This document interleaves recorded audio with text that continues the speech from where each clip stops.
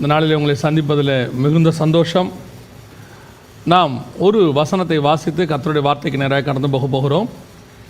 அப்போஸ்தலர் நடபடிகள் 2ஆம் அதிகாரம் 1வது வசனத்தை நான் வாசிக்கிறேன். பெந்தகோஸ்தே என்னும் நாள் வந்தபோது அவர்கள் எல்லாரும் ஒருமனப்பட்டு ஓரிடத்தில் வந்திருந்தார்கள்.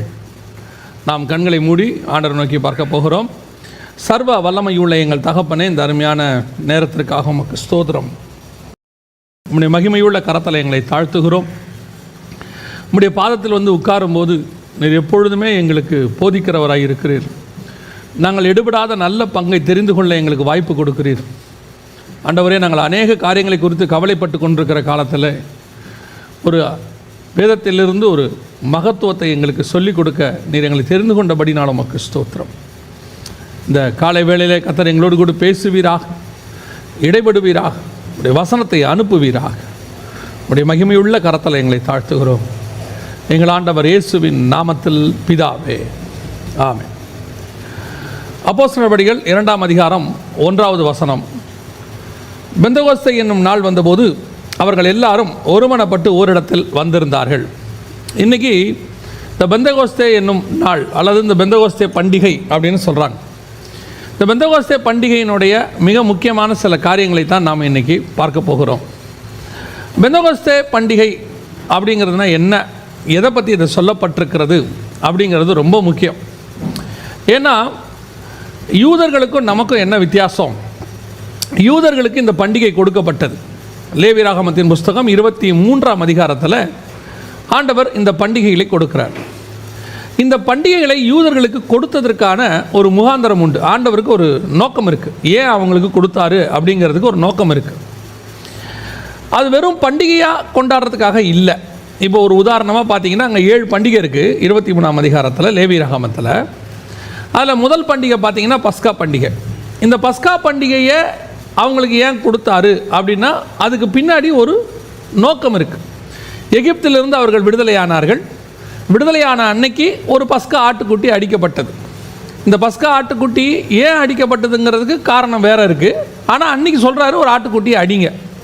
அவங்க அடிக்கிறாங்க, விடுதலை ஆகுறாங்க, எகிப்து விட்டு வந்துட்டாங்க. இப்போ சொல்கிறாரு, தலைமுறை தோறும் இந்த பண்டிகையை நீ கொண்டாடணும்னு சொல்கிறார். இந்த பஸ்கா ஆட்டுக்குட்டி அடிக்கப்பட்டது ஏன் அப்படிங்கிறத அவங்க உட்காந்து தியானிக்கணும். அப்படி தியானித்தாங்கன்னா அந்த பஸ்கா ஆட்டுக்குட்டி அடிக்கப்படுகிற அதே அன்னைக்கு இயேசு அடிக்கப்படுவார். இயேசு அடிக்கப்படுறத அவங்க பார்க்கும்போது, இந்த எகிப்திலேருந்து நம்மளை உலக பிரகாரமாக விடுதலையாக்கின மாதிரி இந்த பூமியிலிருந்து ஆவிக்குரிய பிரகாரமாக விடுதலையாக்கி என்னை பரலோகத்துக்கு ஆண்டவர் கொண்டு போவாருங்கிற அந்த ஆவிக்குரிய ஞானம் அவங்களுக்கு வெளிப்படும். எப்போ வெளிப்படும்? இந்த பஸ்கா ஆட்டுக்குட்டியின் பண்டிகையை அவங்க தியானிக்கணும். அப்படி இருக்குதா அப்படின்னு கேட்டிங்கன்னா, வாசிங்க கொலோசியர்கள் நிருபம் 2ஆம் அதிகாரம் 16-17 வசனங்களை வாசிங்கள். ஆகையால் போஜனத்தையும் பண்டிகையினாலையும் ஓய்வு நாட்களின் குறித்தாவது ஒருவனும் உங்களை குற்றப்படுத்தாதிருப்பானாக. அவைகள் வரும் காரியங்களுக்கு நல்லா கவனிங்க. பஸ்கா முடிஞ்சிருச்சு, பண்டிகை முடிஞ்சிருச்சு, எகிப்தில் அடிக்கப்பட்டாச்சு, அவங்க விடுதலை ஆயிட்டாங்க. ஆனால் அவைகள் ஏன் அந்த பண்டிகையை கொண்டாடுறீங்கன்னா, அவைகள் வரும் காரியங்களுக்கு நிழலாய் இருக்கிறது. அப்படின்னா என்ன அர்த்தம்? அவங்க பஸ்கா ஆட்டுக்குட்டி அடிக்கப்பட்டது, அந்த சம்பவம், எகிப்திலிருந்து விடுதலையாக்கப்பட்டாங்க, எல்லாம் முடிஞ்சிருச்சு. ஆனால் அதுதான் நிழலாமா. நம்மளை பொறுத்த வரைக்கும் அது ஒரு சம்பவம், ஃபினிஷ், ஓவர், பஸ்கா அடிச்சாச்சு, எகிப்திலிருந்து விடுதலை ஆகிட்டோம், இதுக்கு மேலே பஸ்கா கொண்டாடணுமா? யூதர்கள் அதை விட்டுட்டாங்க. நடுவில் இங்கே எங்கே கிறிஸ்து வராருங்கிறத அவங்க விட்டுட்டாங்க. ஏன்னா அவங்களுக்கு ஆரம்பத்தில் இருந்தே கிறிஸ்து வந்து இந்த உலகத்தை ஆளுகை செய்வார் என்பது அவங்களுக்கு டிஃபால்ட்டாக போட்டிருக்கிறதான ஒரு சிஸ்டம். அதை தான் ஆபிரகாமின் நாட்களை பார்க்க ஆவலாகி இருந்தார். அப்போ அவங்களுக்கு கொடுக்கப்பட்ட வேத வசனங்களுக்கு பின்னால் கிறிஸ்து எங்கே இருக்கிறாருன்னு அவங்க தேடி கண்டுபிடிக்கணும். இந்த பஸ்காவுக்கு பின்னாடி எங்கே கிறிஸ்து இருக்கிறாரு. அடுத்து அப்படியே அந்த பஸ்கா முடிகிற மறுநாளே புளிப்பில்லாத அப்ப பண்டிகை. இந்த புளிப்பில்லாத அப்ப பண்டிகையில் கிறிஸ்து எங்கே இருக்கிறாரு, அது முடியும் போது போய் தேசத்தில் சேரும் போது முதற் பலனான பண்டிகை, அந்த முதற் பலனான பண்டிகையில் கிறிஸ்து எங்கே வராரு, இப்படி ஒவ்வொன்றா வரணும். இதுதான் யூதர்களுக்கு நியமிக்கப்பட்டது. யூதர்கள் அதை சடங்காச்சாரமாய் ஆசாரித்தபடியினாலே வெறும் பண்டிகையாய் மட்டும் பார்த்து விட்டபடியினாலே அவர்களால் அது உள்ளுக்குள்ள இருக்கிற மூலப்பொருளாகிய நிஜமாகிய கிறிஸ்துவை கண்டுபிடிக்க முடியல. வெறும் நிழலையே ஆடிட்டாங்க. இப்ப கிறிஸ்து நிஜமா வந்து நிற்கிறார். வந்து நிற்கும் போது அவங்களால அந்த பண்டிகைக்குள்ள இருந்த கிறிஸ்துவை கண்டுபிடிக்க முடியாததுனால எதிரில் நிற்கிற கிறிஸ்துவை பார்க்க முடியல அவங்களால. ஏன்? இந்த பண்டிகைக்குள்ள இருக்கிற கிறிஸ்துவை கண்டுபிடிச்சிருந்தா கரெக்டா வந்து பஸ்கா ஆட்டுக்குட்டி நிற்கிதுன்னு அவங்க கண்டுபிடிச்சிருப்பாங்க. புளிப்பில்லாத அப்பம் நிற்கும் போது கரெக்டாக அந்த அப்பத்தை எடுத்து ஒருத்தர் பிட்டு கொடுக்குறாரான்னு கண்டுபிடிச்சிருப்பாங்க. இதுதான் யூதர்களுடைய ஃபெயிலியர். இந்த ஃபெயிலியர் யூதர்களுக்கு வந்ததுனால இயேசு திருப்பி சொல்றார் யூதர்கள்ட்ட, வேத வாக்கியங்களை ஆராய்ந்து பாருங்கள், அவைகள் என்னை குறித்து சாட்சி கொடுக்கிறது. ஏன்? அது உள்ள நான் இருக்கேன். நீ பஸ்காவை ஆசாரி, அந்த பஸ்காவை ஆசாரிக்கிறத கொஞ்சம் நீ ஆராய்ந்து பார், உள்ள நான் இருப்பேன். ஒவ்வொரு வசனத்துக்குள்ளேயும் கிறிஸ்து இருப்பார். அந்த கிறிஸ்துவை கண்டுபிடிக்க வேண்டியது, கண்டுபிடிச்சிருந்தாங்கன்னா மாம்சத்தில் கிறிஸ்து வெளிப்படும் போது அவங்களால அவருக்கு பின்னாடி போயிருப்பாங்க. அவங்க விட்டதுனால இப்போ அதை எடுத்து அப்படியே என்ன பண்ணிட்டாரு, நம்ம கையில் கொடுத்துட்டார். தேவ ஆராதனைகளும் வாக்கு தத்தங்களும் நம்முடைய மூத்த சகோதரராகிய இஸ்ரவேலருக்குரியதே. அந்த ஒலிவ மரத்தில் ஒட்ட வைக்கப்பட்ட காட்டு ஒலிவ மரம்னு நாம் போய் அதில் ஜாயின் பண்ணியிருக்கிறோம். இப்போ அதை எடுத்து எல்லாத்தையும் நம்மகிட்ட கொடுத்துட்டாரு. சேஷ்டபுத்திர பாகத்தை ஏசா இழந்த மாதிரி அவங்க இழந்துட்டாங்க. இப்போ அதெல்லாம் நம்ம கைக்கு வந்துருச்சு. இப்போ இங்கே என்ன பிரச்சனை தெரியுமா? இப்போ சுயாதீன பிரமாணம், கிருபையின் பிரமாணத்துக்குள்ள வந்துட்டோம். இப்போ இந்த கிருபையின் பிரமாணத்துக்குள்ள வந்துட்ட நாம இந்த யூதர்கள் என்ன தப்ப பண்ணாங்களோ அதே தப்ப இன்னைக்கு செஞ்சுக்கிட்டு இருக்கிறோம். அதாவது நான் சொல்றது இந்த ஈஸ்டர், கிறிஸ்மஸ் இந்த பண்டிகையை பத்திலாம் இல்லை, குட் ஃப்ரைடே இதெல்லாம் இல்லை. இது பண்டிகையே கிடையாது. இதெல்லாம் மேன்மேட் ஃபெஸ்டிவல்ஸ். இது கர்த்தர் சொல்லவும் இல்லை, இது எழுதி கொடுக்கவும் இல்லை, கொண்டாட சொல்லவும் இல்லை. அதை விட்டுருவோம். நான் சொல்லக்கூடியது அந்த நிஜமான பண்டிகைகள் இருக்கு இல்லையா, அந்த நிழல் பண்டிகை, அதுக்குள்ள இருக்கிற கிறிஸ்துவை கண்டுபிடிக்கணும் நம்ம. இப்ப நம்ம ஆட்களும் என்ன பண்ணிட்டு இருக்கிறாங்கன்னா, இவங்களும் அதே இஸ்ரவேலர்கள் என்ன பண்ணாங்களோ, எக்காலம்னா எக்காலம் ஊதுறது, எக்கால பண்டிகை. இவங்களும் கூடாரம்னா கூடார பண்டிகை, பெந்தகோஸ்தே பண்டிகை தான் இன்னைக்கு நினைக்கலாம். உலகம் ஃபுல்லா பெண்டிகாஸ்டல் டே. எதுக்கு பெண்டிகாஸ்டல் டே? இந்த பெந்தகோஸ்தே பண்டிகைக்குள்ள என்ன இருக்கு, கிறிஸ்து எங்கே இருக்கிறார், அந்த நோக்கத்தை கண்டுபிடிச்சு கொண்டாடுறதுக்கு பேர் தான் பண்டிகை. பண்டிகையினுடைய நோக்கமே அதுக்கு எதுக்காகன்றதுக்கு தான், என்னை நினைவு கூறும்படி. அப்போ அதுக்கு உள்ள இருக்கிற கிறிஸ்துவை விட்டுட்டு நீங்கள் எந்த பண்டிகையை கொண்டாடினாலும் பிரயோஜனம் இல்லை. நான் சொல்லக்கூடியது உங்கள் உலக பிரகாரமான பண்டிகையாக இருந்தாலும், சிலர் பைபிள் சொல்லக்கூடிய இந்த பண்டிகையாக இருந்தாலும் சரி, உள்ளுக்குள்ள இருக்கிற கிறிஸ்துவை விட்டு விட்டு நாம் பண்டிகை கொண்டாடுவதில் என்ன பிரயோஜனம்? இன்னைக்கு உலகத்தார்கிட்ட இருந்து வேறு பிரித்து பெந்தகோஸ்தேக்காரங்கன்னு வந்திருக்கிறோம். பெண்டிகாஸ்டல்னு ஒரு இயக்கமே உருவாயிருச்சு. இதில் நம்ம வெளியரங்கமான அடையாளங்களை உருவாக்கி கொண்டோம். நாங்கள் பெந்தகோஸ்தேக்காரங்கன்னு காட்டுறதுக்கு வெளியரங்கமாக நிறைய அடையாளங்களை உருவாக்கிக்கிட்டீங்க. இந்த அடையாளங்களை உருவாக்குறது உங்கள் இஷ்டம். ஆனால் உருவாக்கிக்கிட்டவங்க உள்ளுக்குள்ள அந்த பெந்தகோஸ்தேயினுடைய பண்டிகையினுடைய மெய்யான நோக்கம் இருக்கா? அந்த டேவோடைய காரியத்தை கொண்டாடுகிறீங்களா? அதுதான் கேள்வி. வெறும் பெந்தகோஸ்தே நாள் அன்னைக்கு அந்நிய பாஷை பேசி பாட்டு பாடி நாலு ஆராதனை நடத்தி நீ முடிச்சாச்சுன்னா இன்னையோட பெண்டிகாஸ்டல் முடிஞ்சிருச்சு, இத்தோட முடிஞ்சிருச்சு. இத்தோட அடுத்து என்ன வரும்? எக்கால பண்டிகைன்னு ஒன்று ஊதுவாங்க. யாராவது உட்காந்து எக்கால பண்டிகைன்னா உட்காந்து மீட்டிங்கில் எக்காலம் ஊதுவாங்க. அதுக்கப்புறம் கூடார பண்டிகைன்னு கூப்பிட்டா அதுக்கு கூப்பிட்டு உட்கார வச்சு ஒரு பண்டிகை நடத்திருப்பாங்க. இவங்கெல்லாம் யாருன்னு கேட்டிங்கன்னா அன்னைக்கு பாரம்பரிய யூதர்கள் மாதிரி இவங்கெல்லாம் ட்ரெடிஷ்னல் கிறிஸ்டியன்ஸ், அவ்வளோதான், நத்திங் மோர் தேன் தட். அப்போ இது உள்ள இந்த பெண்டிகாஸ்டல் டேக்குள்ள என்ன இருக்கு அதை கண்டுபிடிக்கணும்ல, அதை கண்டுபிடிச்சு அந்த நோக்கத்தை நிறைவேற்றணும்ல. அப்போது இந்த பெந்தகோஸ்தே பண்டிகையினுடைய மிக முக்கியமான நோக்கம் என்ன என்பதை நீங்கள் லேவியராகமத்தின் புஸ்தகம் 23ஆம் அதிகாரம் 16வது வசனத்திலிருந்து வாசிங்கன்னா, நான் நினைக்கிறேன் 22வது வசனம் வரைக்கும் அதை பற்றி சொல்லப்பட்டிருக்கு. அதனுடைய மூலம் 16வது வசனத்தில் சொல்றாரு. வாசிங்க பாப்போம். ஓய்வு நாளுக்கு மறுநாளாகிய 50ஆம் நாள் மட்டும். நல்லா கவனிங்க. 7ஆம் ஓய்வு நாளுக்கு மறுநாளாகிய 50வது நாள். இந்த 50வது நாளுக்கு பேரு தான் கிரீக்ல பெண்டிகாஸ்ட். 50னா பென்டா இன்டு காஸ்ட், 5 இன்டு 10, 50ன்னு அர்த்தம். அந்த 50 நாள் என்றோம்ல, அது கிரீக்கில் எண்ணும் போது பெந்தகோஸ்தேன்னு அர்த்தம். எபிரேய வார்த்தை கிடையாது, அது கிரேக்க வார்த்தை பெந்தகோஸ்தே அப்படிங்கிறது. அப்போ அந்த 50வது நாள் இருக்கு பாருங்க, அந்த 7ஆம் ஓய்வு நாளிலிருந்து கரெக்டாக 7 ஓய்வு நாளை கணக்கு பண்ணி 50வது நாள், இந்த 50வது நாள் தான் பெந்தகோஸ்தே பண்டிகை. இந்த பெந்தகோஸ்தே பண்டிகை அன்னைக்கு அவங்களுக்கு என்ன நடந்துச்சு, யூதர்களுக்கு என்ன நடந்துச்சு அப்படின்னு கேட்டிங்கன்னா, அவங்க பஸ்கா ஆட்டுக்குட்டி அடிக்கப்பட்ட அன்னைக்கு விடுதலை ஆகிறாங்க. விடுதலை ஆகி கரெக்டாக 50வது நாளில் தான் அவங்களுக்கு நியாயப்பிரமாணம் கிடைக்குது. மலைக்கு மேலே மோசே போய் மலைக்கு மேலே பிரமாணத்தை வாங்கிட்டு வரார். அந்த 50வது நாள் பண்டிகை தான் இங்கே பெண்டிகாஸ்டல் பண்டிகை, இல்லைன்னா நியாயமாக சொன்னால் 50வது நாள் பண்டிகை. சரி, நமக்கு பைபிள்லேயே பெண்டிகாஸ்டல் டேன்னு இருக்குது, நம்ம பெந்தகோஸ்தே பண்டிகைன்னு வச்சுக்கிட்டோம். அப்போ அந்த பெந்தகோஸ்தே பண்டிகையினுடைய மிக முக்கியமான நோக்கம் நிழல் என்னன்னு கேட்டால், அந்த சீனாய் மலையில் அவங்களுக்கு பிரமாணம் கிடச்சிச்சு, நியாய பிரமாணம் கிடச்சிச்சு. இப்போ நமக்கு அது உள்ள என்ன இருக்குது, கிறிஸ்து எங்கே இருக்கிறாரு அப்படின்னு கேட்டிங்கன்னா, 16ஆம் அதிகாரம் யோவான் எழுதின சுவிசேஷம் 7வது வசனம். நான் உங்களுக்கு உண்மையை சொல்கிறேன், நான் போகிறது உங்களுக்கு பிரயோஜனமாயிருக்கும். நான் போகாதிருந்தால் தேற்றரவாளன் உங்களிடத்தில் வரார். நான் போவேனே ஆகில் அவரை உங்களிடத்தில் அனுப்புவேன். யாரை பற்றி சொல்லப்பட்டிருக்கு?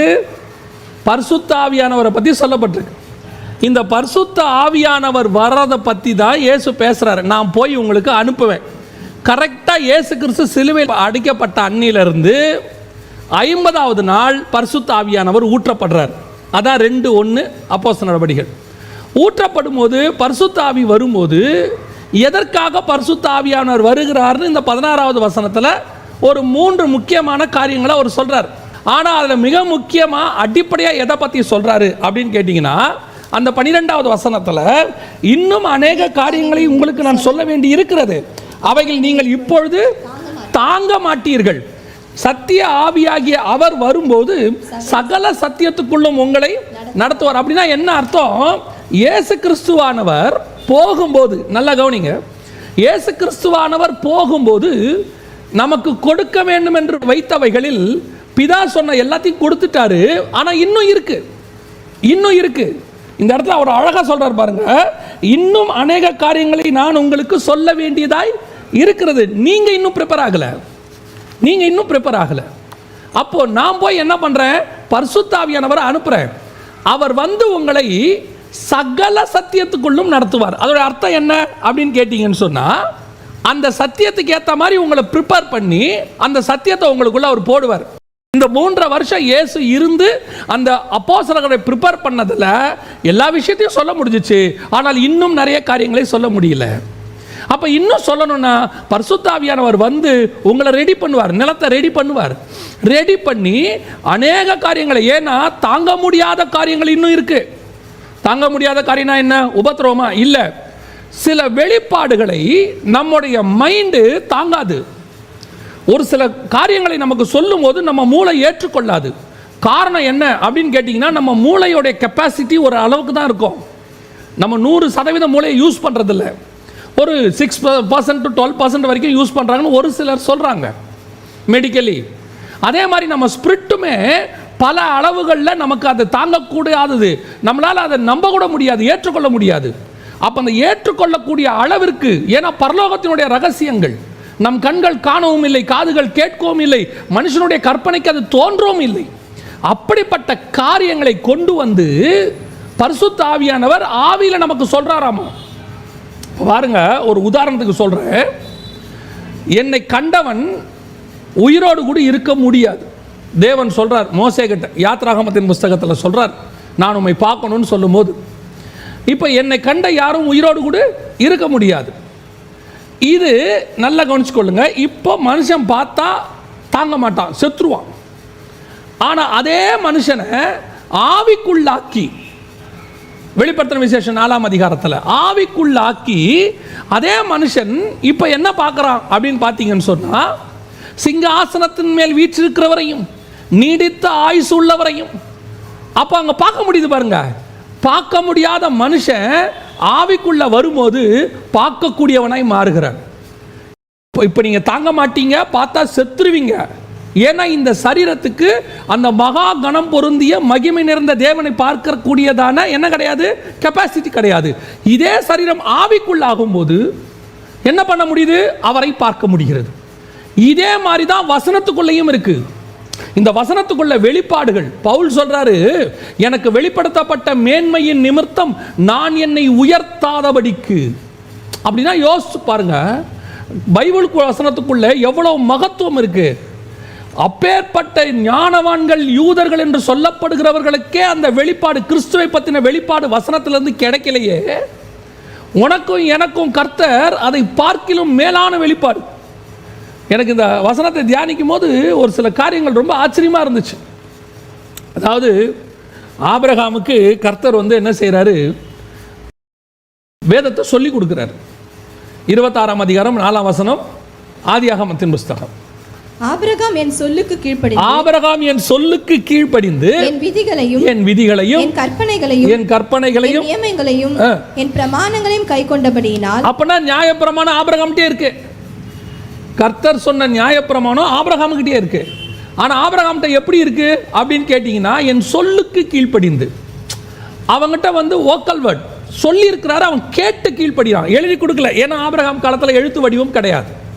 ஸோ அவனுக்கு வேதம் சொல்லப்பட்டது. அப்போ ஆபிரகாம்கிட்ட இருக்கிறது என்ன? சொல்லப்பட்ட வேதம்.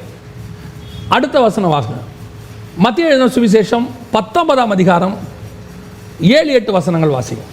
மத்தேயு எழுதின சுவிசேஷம் 19ஆம் அதிகாரம் 7-8. அதற்கு அவர்கள், அப்படியானால் தள்ளுதற் சீட்டை கொடுத்து அவளை தள்ளிவிடலாமோ என்று மோசே ஏன் கட்டளையிட்டார் என்றார்கள். மோசே ஏன் கட்டளையிட்டார் என்றார். 8ஆம் வசனம். அதற்கு அவர் உங்கள் மனைவிகளை தள்ளிவிடலாம் என்று உங்கள் இருதய கடினத்தின் நிமித்தம் மோசே உங்களுக்கு இடம் கொடுத்தார். ஆதி முதலாய் அப்படி இருக்கவில்லை. அப்படின்னா என்ன அர்த்தம்? கர்த்தர் கொடுத்த வேதத்தில் ஆபிரகாமுக்கு சொன்ன நியாயப்பிரமாணத்தில் அப்படி கிடையாது. இப்போ மோசே மாடிஃபை பண்ணியிருக்கிறார். உங்கள் இருதயத்தின் கடினத்தின் நிமித்தம் மோசே அப்படி சொன்னார். உங்களுக்காக அவர் ஆல்டர் பண்ணி கொடுத்துருக்கிறார். இப்போ மோசே கிட்ட கொடுத்தது எழுதப்பட்ட வேதம். என்ன எழுதப்பட்ட வேதம்? ஆபிரகாம்கிட்ட சொன்னது சொல்லப்பட்ட வேதம். மோசே கிட்ட கொடுத்தது எழுதப்பட்ட வேதம். இந்த எழுதப்பட்ட வேதத்தில் மாடிஃபிகேஷன் இருக்கு, கொஞ்சம் மாடிஃபை பண்ணப்பட்டிருக்கு. அப்படியே தாண்டி இயேசு கிறிஸ்து என்ன சொன்னார் நமக்கு? யோவான் 16ல், நான் இன்னும் அநேக காரியங்களை உங்களுக்கு சொல்ல வேண்டி இருக்கிறது, நான் போய் தேற்றவாளனை உங்களுக்கு அனுப்புவேன், சத்திய ஆவியாகிய அவர் வரும்போது உங்களை சகல சத்தியத்துக்குள்ளும். அப்போ ஃபுல்ஃபில்டு வேதம் யார்கிட்ட இருக்கு? ஃபுல்ஃபில்டு பைபிள் பரிசுத்த ஆவிக்குள்ள இருக்கு. பரிசுத்த ஆவியாளர் நமக்குள்ள இருந்தா நமக்குள்ள தான் ஃபுல்ஃபில்டு பைபிள் இருக்கு. ஆபிரகாம்கிட்ட இருக்குது நியாயப்பிரமாணம், மோசே சொன்னது மாடிஃபைடு நியாயப்பிரமாணம், ஏன்னா அவங்களுக்காக. ஆனால் உங்கள்கிட்ட எங்கிட்ட இருக்கிறது தான் ஃபுல்ஃபில்டு. ஆனால் இந்த ஃபுல்ஃபில்டு எப்படி? மாம்சத்தில் இருக்கிறவனால தாங்க முடியாது. ஏன்? நியாயப்பிரமாணத்தில் கொடுத்ததையே அவனால் தாங்க முடியல. மோசே கொஞ்சம் லூப் லைன் கொடுக்குறாரு, மாடிஃபிகேஷன் கொடுக்குறாரு. வேற வழி இல்லை, அவன் இப்படியே போனால் தாங்க மாட்டான்னு மாடிஃபை பண்ணுறாரு. ஏன்னா அவ்வளவு ஸ்ட்ராங்கு நியாயப்பிரமாணமே. ஆனால் அதை விட ஸ்ட்ராங் இன்னும் அநேக காரியங்கள் இருக்கிறது. ஃபுல்ஃபில்டு வேதா அது யாருக்கிட்ட இருக்கு? இயேசு கிட்ட இருக்கு. இயேசு பரிசுத்தாவிட்ட கொடுத்தா நமக்கு அனுப்புறாரு. ஏன்? அதை அப்படியே கொடுத்தா தாங்க முடியாது. அதை நம்மளை ரெடி பண்ணி சொல்றாரு. இன்னைக்கு வேத நியாயப்பிரமாணத்தை விட பயங்கர ஸ்ட்ராங்கான கிருபையின் பிரமாணத்தை உங்ககிட்ட எங்கிட்டையும் கொடுத்து வச்சிருக்கிறார். இது எப்படி? தாங்கக்கூடாத வேதம். எப்படி? அவன் செஞ்சா பாவம், நீ பார்த்தா பாவம். அவன் கொலை செஞ்சா பாவம், நீ கோபப்பட்டாலே பாவம். அவன் 10ல் 9 வச்சுக்கிட்டு 1 கொடுக்கலாம், நீ 10ல் 1 வச்சுக்கிட்டு 9 கொடுத்தாலே பாவம். ஏன்? கொடுத்தா 10 கொடு. அந்த அளவுக்கு ஸ்ட்ராங். அநேக காரியங்கள் நீங்கள் தாங்க மாட்டீர்கள். ஏன்? அது உலகத்தில் வாழ்றதுக்கான பிரமாணம், இது உலகத்தில் சாவறதுக்கான பிரமாணம். அது உலகத்தில் வாழும் ஆனால் பாதாளத்துக்கு போகும், இது உலகத்தில் சாகும் ஆனால் பரதீசிக்கு போகும், நித்திய ஜீவனை சுதந்திரிக்கும். நித்திய ஜீவ வசனம்.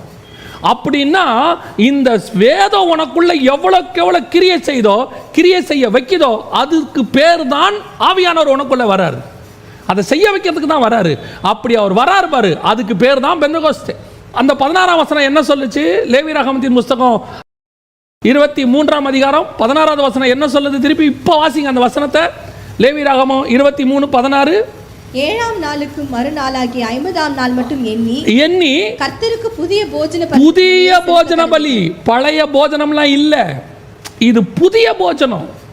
நியாயப்பிரமாணம் என்கிற பழைய போஜனமோ அல்லது ஆபிரகாமுக்கு சொல்லப்பட்ட வேதமோ மோசேக்கு எழுதப்பட்ட வேதமோ மாடிஃபைடு வேதமோ கிடையாது. இது என்டையர்லி நியூ வேர்ட். இது என்ன வேதம் தெரியுமா? Living word. இது வாழுகிற வேதம். பரிசுத்த ஆவி உனக்குள் வந்து வாழுகிறார். அப்பனா பெந்தகோஸ்தே என்னும் நாள் வந்துச்சுன்னா நீ சாட்சியா இருப்ப. எதுக்கு? உனக்குள்ள வாழ்றதான பரிசுத்த ஆவி உனக்குள்ள இருந்து நித்திய ஜீவ வசனமா வெளிப்படுவார். உனக்குள்ள இருந்து வசனம் வெளிப்படுதா? உனக்குள்ள இருக்கிற நீ வசனத்தில் கட்டப்பட்டதான ஒரு வாழ்க்கையா? வசனத்தில் கட்டப்பட்ட ஒரு ஊழியமா? வசனத்தில் கட்டப்பட்ட ஒரு குடும்பமா? அதுதான் பெந்தகோஸ்தே நாள் என்பதற்கான அடையாளம். இன்னைக்கு பரிசுத்த ஆவியானவர் வந்து வெளியரங்கமான அடையாளங்களை உருவாக்குவதற்கு எதற்கு பரிசுத்த ஆவியானவர்? பழைய ஏற்பாட்டிலே அந்த வெளியரங்கமான அடையாளங்கள்லாம் இருக்கு. இப்போ நான் சொல்றது ஒரு உதாரணம் தான், நீங்க தப்பா எடுத்துக்காதீங்க.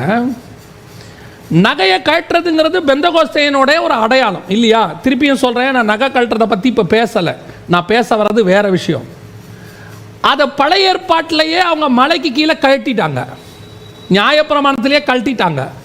அப்போ அதே நகையை நீ இப்பவும் கழட்டுறேன்னா அப்புறம் இந்த பெந்தகோஸ்தேன்றதுக்கு என்ன அடையாளம்? அதுதான் அவனே செஞ்சிட்டானே, நியாயப்பிரமாணக்காரனே செஞ்சிட்டானே. நியாயப்பிரமாணக்காரனையே செஞ்சதை திருப்பி நீ செஞ்சுட்டு இதை பெந்தகோஸ்தே அனுபவம்னு சொன்னா எப்படி?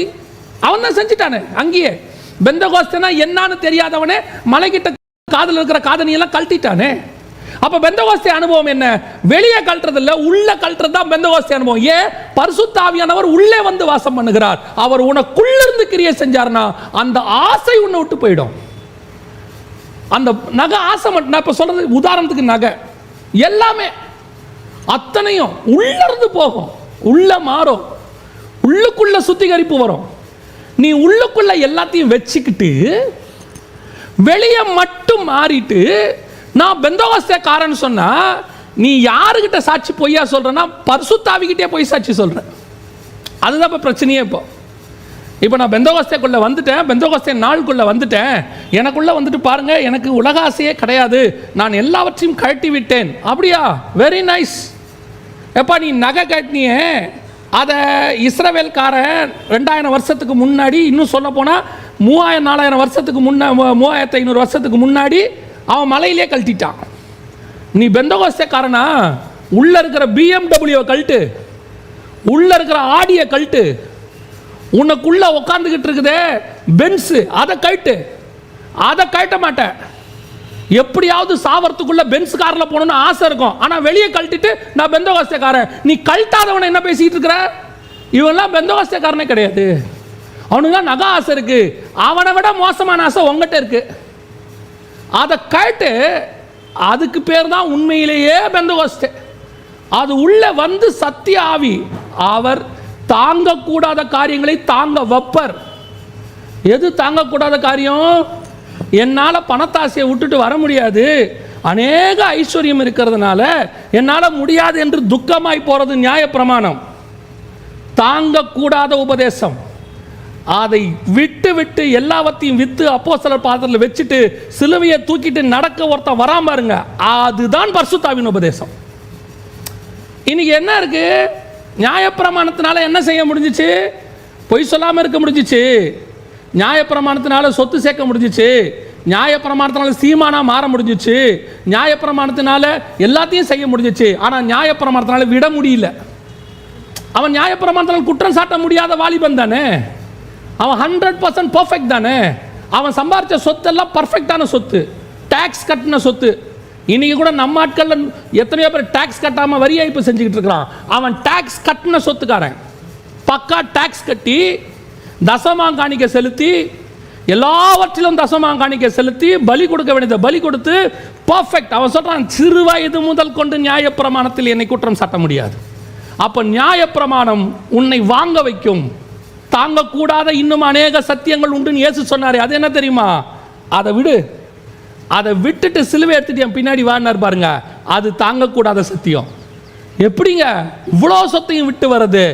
ஆனால் இந்த பரிசுத்த ஆவியானவர் வந்த பிறகு பர்னபா என்கிற வாலிபன் கொண்டு வந்து எல்லாவற்றையும் வித்து வச்சா பாருங்க பாதத்தில். அதுதான் தாங்கக்கூடாததை செய்ய வைக்கிற பரிசுத்த ஆவியானவர். உள்ளுக்குள்ள வந்து செய்ய முடியாததை செய்ய வைக்கிறவர் யாரு? அதுதான் பரிசுத்த ஆவி. அதுதான் பெந்தெகோஸ்தே அனுபவம். உனக்குள்ள வந்து அந்த ஆசையை எடுக்கணும் பாரு வெளியே. அந்த ஆசையை எடுக்காம வெறும் வெளியே மட்டும் நீ மாத்திரனா நீ யூதனை விட மோசமானவன், நீ மிகப்பெரிய மாய்மாலக்காரன்.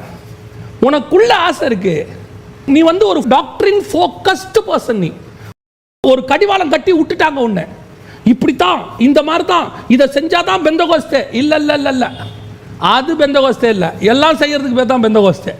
இன்னும் அநேக காரியங்கள் இருக்கிறது, எல்லாவற்றையும் செய்யணும். அந்த பரிசுத்த ஆவியானவர் வந்து உனக்குள்ள இருக்கிற மொத்த ஆசையும், கண்களின் இச்சை, ஜீவனத்தின் பெருமை, மாம்சத்தின் இச்சை, உலகத்தில் இருக்கக்கூடியதான உண்டானவைகள் எல்லாவற்றையும் புடுங்கி வெளியே போட்டுட்டு, இனி நான் அல்ல கிறிஸ்துவே என்னில் ஜீவிக்கிறாருங்கிற இடத்துக்கு உன்னை உருவாக்குறாருல்ல, அதுதான் பெந்தெகோஸ்தே அனுபவம். அந்த அனுபவம் வந்திருக்கா? அவர் வந்து உன்னை சகல சத்தியத்துக்குள்ள நடத்துவார். நீ செய்ய முடியாத காரியத்தை செய்ய வைப்பார். யூதன் செஞ்சதை எல்லாம் நீயும் செஞ்சுட்டு நான் பெந்தெகோஸ்தேன்னா அது பரிசுத்த ஆவி செய்யறதில்ல. யூதனால செய்ய முடியாததை உன்னை செய்ய வைக்கிறாரல்ல, அதுதான் பரிசுத்த ஆவியானவர்.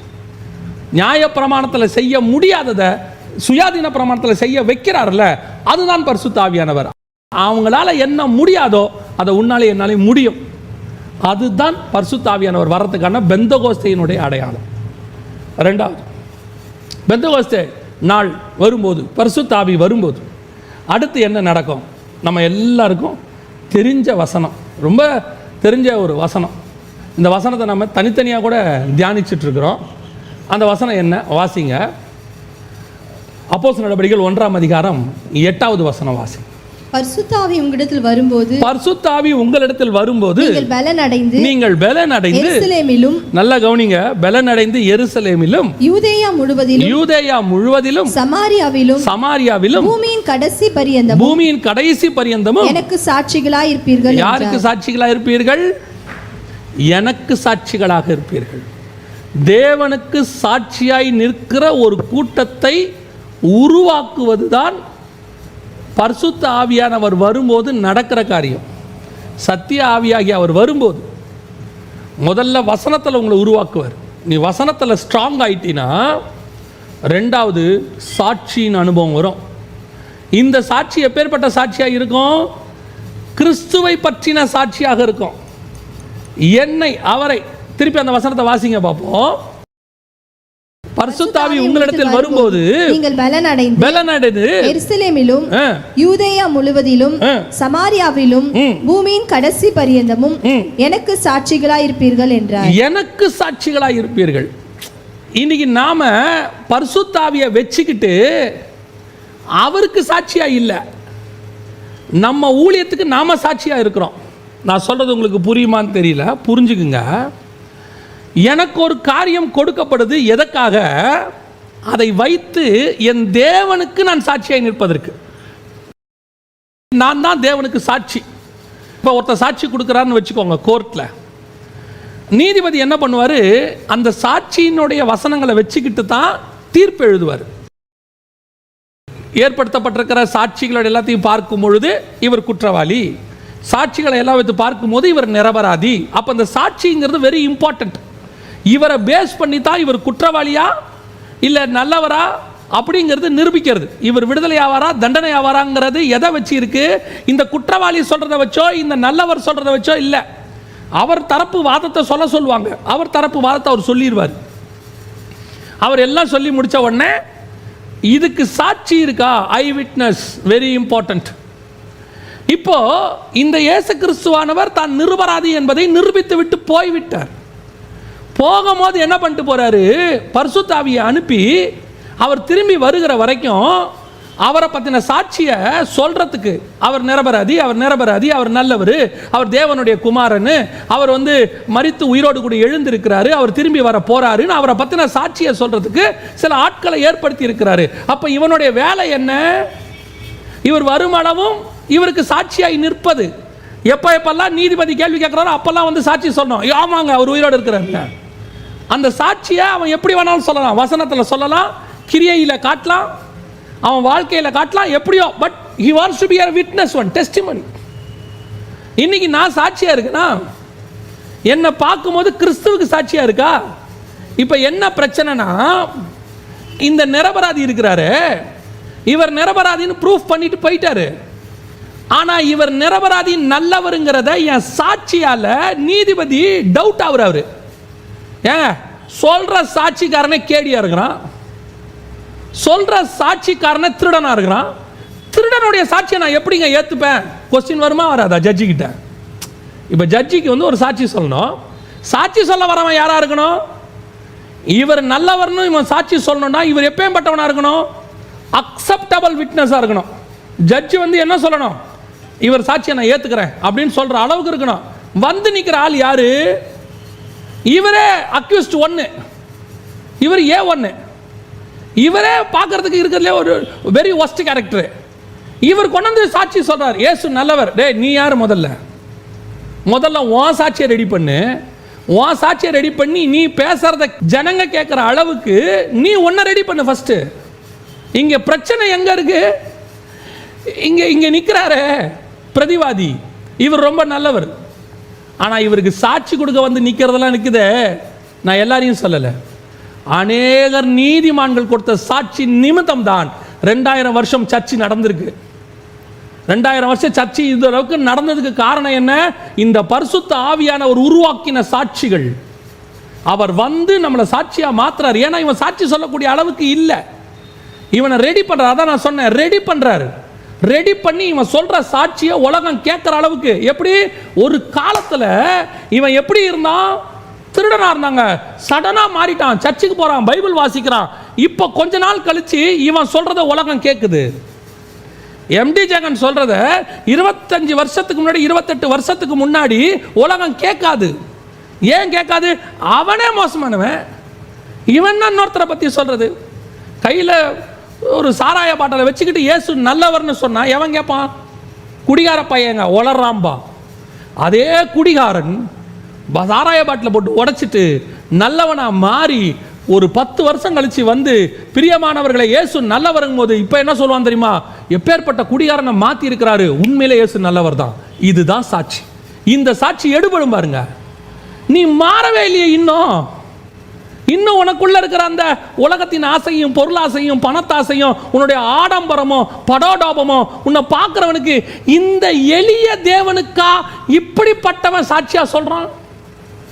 உலகத்தை வெறுத்து தலை சாய்க்க இடமில்லைன்னு சொன்ன இந்த தேவனுக்கு சாட்சி சொல்றவன் இப்படி இருக்கான். பிரபஞ்சத்தின் அதிபதி என்னிடத்தில் வருகிறான், அவனுக்கு என்னிடத்தில் ஒன்றும் இல்லைன்னு சொன்ன இயேசு கிறிஸ்துவுக்கு சாட்சி கொடுக்க நிக்கிறவன் உலகத்தினுடைய மொத்த பாவத்தையும் உள்ள வச்சிருக்கிறான். தேவனுக்குரியதை தேவனுக்கும் ராயனுக்குரியதை ராயனுக்கும் கட்டுங்கன்னு சொன்ன இயேசு கிறிஸ்துவுக்கு சாட்சி கொடுக்கிறவன் டாக்ஸ் கட்டாம ஏச்சான்னு சொல்லி கேஸ் போடுறான். எப்படி இந்த சாட்சி எடுபடும்? எனக்கு நீங்கள் சாட்சிகளாக இருப்பீர்கள்னா எப்படி இருப்போம்? இவருக்கு சாட்சி கொடுக்கிறேன்னா கொடுக்கிற சாட்சியை இந்த உலகம் கேட்கணும், உட்கார்ந்து கேட்கணும்.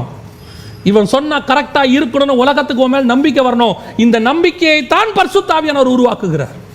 அவர் வந்து உன்னை சாட்சியாய் நிறுத்துவார். அவர் வரும்போது நீ சாட்சியா மாறுவ. அவர் வர்றதுக்கு முன்னாடி நீ எப்படி வேணா இருந்திருக்கலாம், வாட் எவர் இட் இஸ். ஆனால் அவர் வந்த பிறகு நீ சாட்சியா மாறி இருக்கியா? நீ சொல்றத உலகம் கேட்குதா? எப்போ நீ மேலே வந்து பேசுறத கீழே ஒருத்தன் கமெண்ட் அடிக்கிறானோ, பரியாசம் பண்றவன் வேற, அவனை விட்டுருங்க. எப்பேற்பட்ட தாவீதுக்கும் ஒரு சீமை இருப்பான், அவனை விட்டுருங்க. எப்பேற்பட்ட யோசேப்புக்கும் அந்த மாதிரி ஆட்கள் ஒருத்தர் இருப்பாங்க, அவங்கள விட்டுருங்க. எப்பேற்பட்ட தானியலுக்கும் அவனை பிடிச்சி ஜெயிலில் போகணும்னு ஆசைப்படுற ஒருத்தன் இருப்பான், விட்டுருங்க. எப்பேற்பட்ட மொர்தெகாய்க்கும் அவனை தூக்கி எப்படியாவது சாவடிக்கணும்னு ஒரு ஆமான் இருப்பான், விட்டுருங்க. நான் அந்த மாதிரி ஆட்களை சொல்லவே இல்லை. தேவ ஜனங்கள், நீ பேசுறத உட்காந்து கேட்க வேண்டியவர்கள். நீ பேசுறத பார்த்து இது உண்மையிலே தேவனுடைய வார்த்தைன்னு சொல்லணும். உம்மிடத்தில் நித்திய ஜீவ வசனங்கள் உண்டுன்னு சொல்லணும். நீர் எல்லாரை போல பேசவில்லை, அதிகாரமுடையவராய் பேசுகிறீர்னு சொல்லணும். உம்முடைய வார்த்தை என்னை கொஞ்சம் குறைய மாற்ற பார்க்குதுன்னு சொல்லணும். உம்முடைய வார்த்தை என் இருதயத்தை குத்துகிறதுன்னு சொல்லணும். அப்படிப்பட்டதான சாட்சியா ஏஞ்சி நீ நிற்கணும். அப்படி மாறணும். மாறி இருக்கோமா? ஒருத்தன் கூட உன் வார்த்தை கீழே பரியாசம் பண்ண மாட்டான் தெரியுமா? நான் சொன்ன ஒரு கேட்டகரியை விட்டுருக்க. அதை தவிர்த்து உன் வார்த்தை அவனோடு கூட பேசும், அவனை குத்தும், அவனை மாற்றும், அவன் சாட்சியாய் மாறுவான். ஒரே நாளில் 3000 பேர் சேர்த்துக் கொள்ளப்படுவார்கள். ஒரே நாளில் 5000 பேர் சேர்த்துக் கொள்ளப்படுவார்கள். இன்னைக்கு கர்த்தருடைய ஆவியானவர் உனக்குள்ள வந்து உன்னை மாற்றி இருக்கிறாரா? உன்னோட வீட்டுக்குள்ளேயே உனக்கு ஒரு மாற்றம் இல்லையே, உன்னுடைய ஆஃபீஸ்லேயே உனக்கு ஒரு மாற்றம் இல்லையே, உன்னுடைய மனசாட்சிக்குள்ளேயே உனக்கு மாற்றம் இல்லையே. அப்படி இருக்கும்போது நீ எப்போ எருசலேமுக்கு, யூதேயாவுக்கு, சமாரியாவுக்கு, பூமியின் கடைசி பரியந்தத்துக்கு போவீங்க? இன்னும் உங்கள் வீட்டுக்குள்ளேயே சாட்சி பரிசுத்த ஆவியானவர் வந்துட்டீங்க, பெற்றுக்கொண்டீங்க, வீட்டுக்குள்ளேயே சாட்சி இல்லையே. அதுக்கப்புறம் தானே நீ ஆஃபீஸுக்கு போகணும், ஆஃபீஸில் சாட்சி வரணும், ஆஃபீஸுக்கு போன பிறகு நீ மற்ற வெளியே போகணும், அங்கே சாட்சி வரணும். இன்னும் இங்கேயே சாட்சி இல்லையே.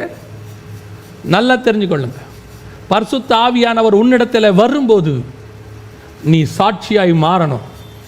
நீ கொடுக்கிற சாட்சி எதிரில் நிற்கிற இயேசுவை 3000 பேர் ஒரு பேச்சு பேசாமல் ஏற்றுக்கொள்ளணும், எதிர்த்தே பேசாமல் ஏற்றுக்கொள்ளணும். அப்படிப்பட்ட சாட்சி நீ கொடுக்கணும். அப்போ அந்த சாட்சி எனக்குள்ள இருக்கா? இல்லை, உனக்குள்ள இருக்கிற பரிசுத்த ஆவிக்குள்ள இருக்கு. அவர் வரும்போது உன்னை அப்படி மாற்றுவார். அப்படி எழுந்திருச்சு பில்லி கிரகம் நின்னார்னா 3 லட்சம் பேர் கேட்பான், மனம் திரும்புவான். மிராக்கிள்ஸே கிடையாது, அற்புதமே கிடையாது, அதிசயமே கிடையாது. அப்படி எழுந்திருச்சு நின்னார்னா, ரெய்னாட் பாங்கே பேசினார்னா 34 லட்சம் பேர் கேட்பான். கொஞ்சம் குறைய நாடு அப்படியே கிறிஸ்துவின் பக்கம் திரும்பும். வீடு கிடையாது, நாடு. திங்க் அபவுட், நாடு திரும்பும். அதுதான் கர்த்தர் உன்னை என்னையும் சாட்சியாக வச்சிருக்கிற அனுபவம்.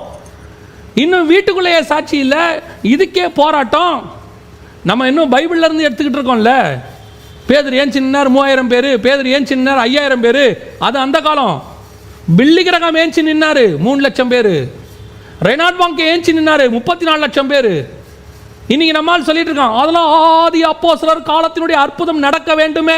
நீ சாட்சியா நில்லு, அற்புதம் தானா நடக்கும். வெறும் பாடுறதுனால மட்டும் அற்புதம் நடந்துராது, வெறும் ஜெபிக்கிறதுனால மட்டும் நடந்துராது. உனக்குள்ள மாற்றம் வரணும். உனக்குள்ள மாற்றம் வராம நீ ஒரு பிரயோஜனமும் இல்லையே, நீ சாட்சி மாற முடியாது. அந்த பரிசுத்த ஆவி வரும்போது உனக்குள்ள மாற்றத்தை உண்டாக்குவார். நீ மாறி நீ சொன்னதை அப்படியே கேட்குற அளவுக்கு ஆண்டவர் மாற்றுவார். இதுதான் பரிசுத்த ஆவி வரும்போது நடக்கிற 2வது. அப்போ பெந்தகோஸ்தே நாள் கொண்டாடுறோமே, என்னை பற்றின சாட்சி எப்படி இருக்குது, நான் கொடுக்குற சாட்சியை இந்த உலகம் எப்படி கேட்குது, நான் கொடுக்குற சாட்சியினால என்ன ரிசல்ட் வருது. நான் பேசிட்டு போயிடுவேன், மேடை கிடச்சா மைக் கிடச்சா நான் பேசிட்டு போயிடுவேன். எனக்கு ஒரு யூடியூப் சேனல் இருந்தால் நான் பேசிட்டு போயிடுவேன். இன்றைக்கி யூடியூப் சேனலில் பேசலாம், 1,00,000 பேர் பேசலாம், ஃபேஸ்புக்கில் 1,00,000 பேர் பேசலாம், ட்விட்டரில் பேசலாம், ட்வீட் பண்ணலாம். But what is end of the day, what is the result? உன்னுடைய முடிவு என்ன?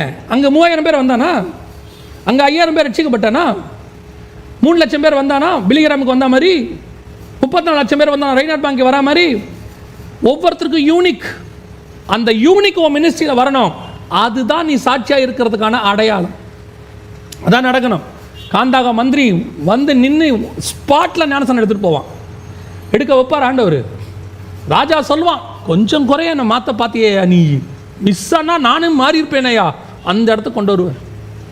பவுல் போகிற இடத்துலலாம் மிராக்கிள் நடக்கணும், பவுல் போகிற இடத்துலலாம் கலகம் உண்டாக்கணும், பவுல் போகிற இடத்துலலாம் அற்புத அடையாளம் நடந்து அந்த இடமே மாறணும். பவுல் உள்ள வந்துட்டானா யூதம் பயப்படணும். இங்கேயே வந்துட்டான்டா பவுல், இவனை எப்படியாவது துரத்துறா. அந்த ஒத்த பவுலுக்கு பயப்படுறான் பாருங்க. யார் பயப்படுறது? ரோம சாம்ராஜ்யத்தில் ஆரம்பித்து யூதர்களுடைய பணக்காரர்கள், பிஸ்னஸ்மேன் அத்தனை பேரும் பயப்படுறான் ஒரே ஒரு பவுலுக்கு, ஒத்த பவுலுக்கு. அதுதான் பரிசுத்த ஆவி உள்ள வரும்போது நடக்கிறது. நீ ஒரு ஆளுக்கு அங்கே வச்சு காலை வச்சு பாரு, ஆகாப்பா அலறுவான். நீ ஒரு ஆள் உள்ள பரிசுத்த ஆவியில் சாட்சியில் நின்று பாரு, ஏரோது அலறுவான், பயப்படுவான், மேலே கையை வைக்க யோசிப்பான்.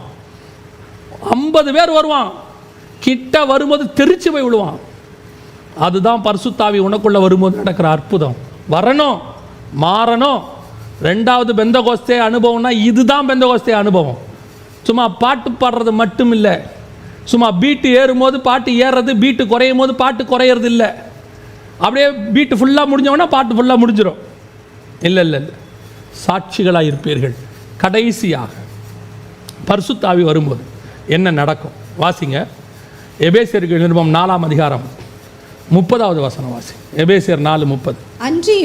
அன்றியும் நீங்கள் மீட்கப்படும் நாளுக்கென்று முத்திரையாக பெற்ற தேவனுடைய பரிசுத்த ஆவியை துக்கப்படுத்தாதிருங்கள். இது அதை விட முக்கியம். அவர் வந்தாரு, வசனத்தில் ஒன்று உருவாக்குனார். வசனத்தில் உருவாக்குனவர் சாட்சியாக நிறுத்தினார். சாட்சியாக நின்ன நீ முடிவு பரியந்த நின்று மீட்கப்படணும். பூமியிலிருந்து மீட்கப்படுகிற வரைக்கும் பெந்தகோஸ்தே நாள் கிடையாது. நல்லா தெரிஞ்சுக்கொள்ளுங்க. மீட்கப்படுகிற வரைக்கும் பெந்தகோஸ்தே நாள் முடிவடையாது. கிடையாது இல்லை, முடிவடையாது. அது ஒரு ப்ராசஸ். பெந்தகோஸ்தே அனுபவம் என்பது ஒரு ப்ராசஸ். அந்த ப்ராசஸோடைய எது வரைக்கும் போகும் தெரியுமா? அந்த ப்ராசஸ் நீங்கள் நல்லா வாசித்து பாருங்கள். 16ஆம் அதிகாரம்ல 22வது வசனம் வரைக்கும், லேவியராகமத்தின் புஸ்தகம் 23ஆம் அதிகாரத்தில் இந்த 16லேருந்து 22 வரைக்கும் பெந்தகோஸ்தே பண்டிகை, அதாவது 50வது நாள் பண்டிகை பார்த்தோமா? இந்த 50வது நாள் பண்டிகைக்கு அடுத்த பண்டிகை என்ன? 23லேருந்து வாசிங்க பார்ப்போம். நீ இஸ்ரவேல் புத்திரரோடு சொல்ல வேண்டியது என்னவென்றால் உங்களுக்கு 7ஆம் மாதம் 1ஆம் தேதி எக்கால சத்தத்தால் ஞாபகக்குறியாக. அப்போ பெந்தகோஸ்தே பண்டிகைங்கிறது எது வரைக்கும் உண்டு? எக்கால பண்டிகை வரைக்கும் உண்டு. பரிசுத்த ஆவியானவர் ஊற்றப்பட்டது எது வரைக்கும்? எக்காலம் ஊற்றப்படுற வரைக்கும். அதுதான் மீட்கப்படும் நாளுக்கென்று முத்திரையான பரிசுத்தம். எப்போ மீட்கப்படுற நாள் அன்னைக்கு என்ன வரும்? கர்த்தர் தாமே ஆரவார சத்தத்தோடும் பிரதான தூதருடைய சத்தத்தோடும் தேவ எக்காலத்தோடும் இறங்கி வருவார். அப்போ அந்த எக்கால சத்தம் ஊதுற வரைக்கும் பெந்தகோஸ்தே பண்டிகை உண்டு. பெந்தகோஸ்தே பண்டிகைக்கு அடுத்த பண்டிகை எக்கால பண்டிகை. பெந்தகோஸ்தே பண்டிகை ஆசாரிக்கிறவன் எக்கால பண்டிகை இருக்கிற வரைக்கும் பார்க்கணும். ஊற்றப்பட்ட பரிசுத்த ஆவியானவர் எக்காலம் ஊதுற வரைக்கும் உனக்குள்ள இருப்பார். அப்போ இதுனா ஒரு லாங் ப்ராசஸ். இது ஏதோ ஒன் டே ப்ராசஸ் இல்லை. பெண்டிகாஸ்டல் டே அன்னைக்கு எல்லாம் சேர்ந்து இன்னைக்கு பெந்தகோஸ்தே நாள், நாம் எல்லோரும் கூடி தேவனை ஆராதிப்போம்னு அந்நிய பாஷை பேசி கொஞ்ச நேரம் ஆட்டம் பாடி பாட்டு பாடி கையை தட்டி பீட்டை போட்டு அப்புறம் பீட்டு இறங்கினோடனே எல்லாம் இறங்கி கலைஞ்சு போயிட்டு த சேம் லைஃப். எந்த மாற்றமும் இல்லை, எந்த விதமான மாற்றமும் இல்லை. திருப்பி அடுத்த வருஷம் அதே பெந்தகோஸ்தே பண்டிகை. யாரை ஏமாத்துறோம்? ஜனங்களையா? பரிசுத்த ஆவியானவரையா? ஜனங்களை ஏமாத்திடலாம், பரிசுத்த ஆவியை ஏமாற்ற முடியாது. யாரை வேணாலும் ஏமாத்திடலாம், பரிசுத்த ஆவியை ஏமாற்ற முடியாது. பண்டிகை கொண்டாடுறியா? ஒழுங்காக கொண்டாடு, அதுதான் கேள்வி. இன்னைக்கு பெந்தகோஸ்தே பண்டிகை கொண்டாடுறவங்க நான் குற்றமாக சொல்லலை, கொண்டாடுங்க, ஒழுங்காக கொண்டாடுங்க. இதுதான் பண்டிகையினுடைய நோக்கம். பெந்தகோஸ்தே பண்டிகை ஆரம்பிச்சா எக்கால பண்டிகை வரைக்கும் இந்த பெந்தகோஸ்தே பண்டிகை தான். அது வரைக்கும் உனக்குள்ள அந்த பரிசுத்த ஆவியானவருடைய பெந்தகோஸ்தே பண்டிகையினுடைய அனுபவம் இருக்கணுமே. அதான் மீட்கப்படும் நாளுக்கென்று முத்திரையான பரிசுத்த ஆவியானவர் 2ஆம் அதிகாரத்தில் ஊற்றப்பட்டவர் 1 தெசலோனிக்கேயர் 4:16-17 வரைக்கும் இருப்பார். அப்போ நான் இந்த எக்கால பண்டிகை வரைக்கும் இந்த முத்திரையை பத்திரமா வைக்கணுமே. வச்சிருக்கோமா? அந்த வசனம் என்ன சொல்லுது? எபேசியர் 4:30 மீட்கப்படும் நாளுக்கென்று தேவனுடைய பரிசுத்த ஆவியை துக்கப்படுத்தாதிருங்கள், வேதனைப்படுத்தாதீங்க அப்படிங்கிறார். அவர் என்ன பண்ணியிருக்கிறாரா? மீட்கப்படும் நாளுக்கென்று கொடுக்கப்பட்ட பரிசுத்த ஆவியானவர். அதாவது இன்னைக்கு நிறைய நம்ம என்ன நினைக்கிறோம்? பரிசுத்த ஆவியின் அபிஷேகத்தை நான் பெற்றுக்கொண்டேன். உங்களுக்கு ஒன்று தெரிஞ்சுக்கொள்ளுங்க, நியூ டெஸ்ட்மெண்ட்டில் எதுவுமே ஒன் டைம் ப்ராசஸ் கிடையாது. நான் சொல்கிறது உங்களுக்கு புரியுதா? எதுவுமே ஒன் டைம் ப்ராசஸ் கிடையாது. நான் ரட்சிக்கப்பட்டு விட்டேன் கிடையாது. ரட்சிப்பு ஆரம்பிச்சிருக்கு, நான் அனுதினமும் ரட்சிக்கப்படணும். எப்போ வரைக்கும்? இங்கிருந்து போகிற வரைக்கும். It's a process. பரிசுத்த ஆவியை அபிஷேகம் பெற்றுக்கொண்டேன். பரிசுத்த அபிஷேகம் பெற்றுட்டீங்களா? பெற்றுட்டேன். அடையாளம், அந்நிய பாஷை அடையாளம், பரிசுத்த பெற்றுட்டோம். அது ஒரு ப்ராசஸ், முடிஞ்சிருச்சு. அதாவது எனக்கு கிறிஸ்தவத்தில் இருக்கிற 3 முக்கியமான சடங்காச்சாரம். ரட்சிக்கப்பட்டியா? ரட்சிக்கப்பட்டேன். ஒரு பொண்ணு பார்க்க போகும்போது, பையன் பார்க்க போகும்போது கேட்குற 3 கேள்வி. ரட்சிக்கப்பட்டியா? ரட்சிக்கப்பட்டேன். பையன் ஞானஸ்நானம் எடுத்துட்டாரா? எடுத்துட்டார். பரிசுத்த அபிஷேகம் அதெல்லாம் பெற்றார் 10 வருஷத்துக்கு முன்னாடியே. அப்புறம் வேற நான் கல்யாணம் பண்ண வேண்டியதுதான். இல்லை, பட்டுக்கிட்டே இருக்கிறேன். ரட்சிக்கப்பட்டேன் அல்ல, ரட்சிக்கப்பட்டு கொண்டிருக்கிறேன் அனுதினமும்.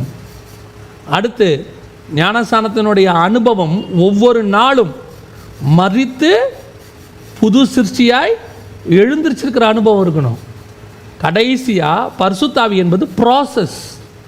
அவர் ஊத்தினார், என்னை மாற்றினார், என்னை சாட்சியாய் நிறுத்தினார். எப்போ வரைக்கும்? அவர் வருகிற வரைக்கும். மீட்கப்படும் நாளுக்கென்று முத்திரையான பரிசுத்த ஆவியானவர். அது வரைக்கும் நடுவில் துக்கப்படுத்தணும், கதை முடிஞ்சு. இன்னைக்கு நிறைய பேர்கிட்ட எப்படி இருக்கு? நான் பெந்தகோஸ்தே பண்டிகை கொண்டாடுறேன், பரிசுத்த ஆவியானவர் எனக்குள்ளே வரார். சில நேரங்களிலே அவரை துக்கப்படுத்துகிற காரியங்களை நடக்கிறேன், உண்மை, நம்ம எல்லாருமே செய்கிறோம், துக்கப்படுத்துகிற காரியங்களை நடத்துகிறோம். இப்போ அவர் கொஞ்சம் ஒதுங்கி நிற்கிறார், உண்மை. நீங்கள் அடுத்த ஜபத்துக்கு போகும்போது அது உங்களுக்கு தெரியும். அப்போ நாம் கதறோம், ஜெபம் பண்ணுறோம், திருப்பி பரிசுத்த ஆவியானவர் வராரு, நிரப்பி திருப்பி இந்த மாதிரி செய்யாதுன்னு உணர்த்துறாரு. அது ஒரு கொஞ்ச நாள் அந்த ப்ராசஸ் போயிட்டே இருக்கு, திருப்பி விழுறான். இது பெந்தகோஸ்தே அனுபவமா நியாயப்பிரமாண அனுபவமா? இது நியாயப்பிரமாண அனுபவம். தாவீதுக்கே இந்த அனுபவம் இருந்துச்சு. இந்த அனுபவம் சிம்சோனுக்கு இருந்துச்சு. அவன் மேல் தேவ ஆவியானவர் இறங்கினார், பலமாய் இறங்கினார். ஒரு கழுதையின் தாடையை வச்சு அத்தனை பேரை நொறுக்கி முடிச்சாச்சு. இப்போ பயங்கரமான மினிஸ்ட்ரி, சக்சஸ்ஃபுல் மினிஸ்ட்ரி. அவரை மாதிரி யூனிக்காக மினிஸ்ட்ரி பண்ணுறதுக்கே ஆள் இல்லை. யார் மாதிரி? சிம்சன் மாதிரி. அன்றைக்கும் இல்லை, இன்றைக்கும் இல்லை. அவர் தான் அந்த மினிஸ்ட்ரியை செய்யறதுக்கு அவர் ஒரு ஆள் தாங்க. அதுக்கப்புறம் அப்படி ஒரு ஆளே இல்லை. ஆனால் மினிஸ்ட்ரி முடிஞ்சவொடனே சார் விழுந்துருவார். திருப்பியும் போய் தேவனே என்னை நிரப்பும் அப்படின்னு ஆபத்து காலத்தில் என்னை நோக்கி கூப்பிடு. ஏன்? என்னை கயிறு கட்டியிருக்காங்க. ஆபத்து காலத்தில் இவர் கூப்பிடுவார், ஆவியானவர் இறங்குவார், துறப்பார், திருப்பி இவர் வீழ்ச்சி. அப்போது பெந்தகோஸ்தே அனுபவம்னா என்ன? அதே அனுபவம் தானே உனக்கு இருக்கு. சேம். சிம்சோனுக்கு என்ன இருந்துச்சோ அதான் நம்மகிட்ட இருக்கு. தாவீதுகிட்ட என்ன இருந்துச்சோ அதான் நமக்கு இருக்கு. நான் அவங்களை குற்றப்படுத்தலை, அந்த அளவுக்கு தான் நம்ம இருக்கிறோங்கிற. அப்போ பரிசுத்த ஆவி உனக்குள்ளே வரும்போது நீ துக்கப்படுத்தாமல் வாழ்ற அனுபவம் தானே பரிசுத்த ஆவியினுடைய பெந்தகோஸ்தே அனுபவம். அவர் உனக்குள்ளே வந்துட்டார்னா அவனுக்குள்ளே இருக்கிற வல்லமை உனக்குள்ளே இருக்கணும், அவனுக்குள்ளே இருக்கிற வீழ்ச்சி உனக்குள்ளே இருக்கக்கூடாது. அப்போ வீழ்ச்சி இருக்குது, நான் என்ன பண்ணணும்? இந்த வீழ்ச்சியிலிருந்து உன்னை தூக்கி எடுக்கதான் அவர் வந்திருக்கிறாரு. அதுக்குன்னு நீ விழுந்துக்கிட்டே இருக்கக்கூடாது.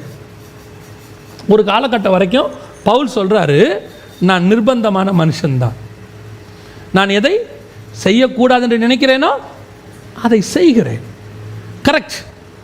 ஆனால் எனக்கு பரிசுத்த ஆவியானவர் வந்து இந்த பவுலை மாற்றி ஒரு பீரியடில் அவர் என்ன சொல்கிறாரு, இதே பவுல் என்ன சொல்கிறாரு, என் பழைய மனுஷனை நான் கலைந்து விட்டேன், நான் கிறிஸ்துவோடு கூட என்னை சிலுவையில் அறைந்திருக்கிறேன். இதே பவுல் கொஞ்ச நாள் கழிச்சு என்ன சொல்றாரு, நான் கிறிஸ்துவின் காயங்களில் கொஞ்சம் குறையப்பட்டேன், நான் கிறிஸ்துவை பின்பற்றுகிறது போல என்னை பின்பற்றுங்க. அப்படின்னா என்ன?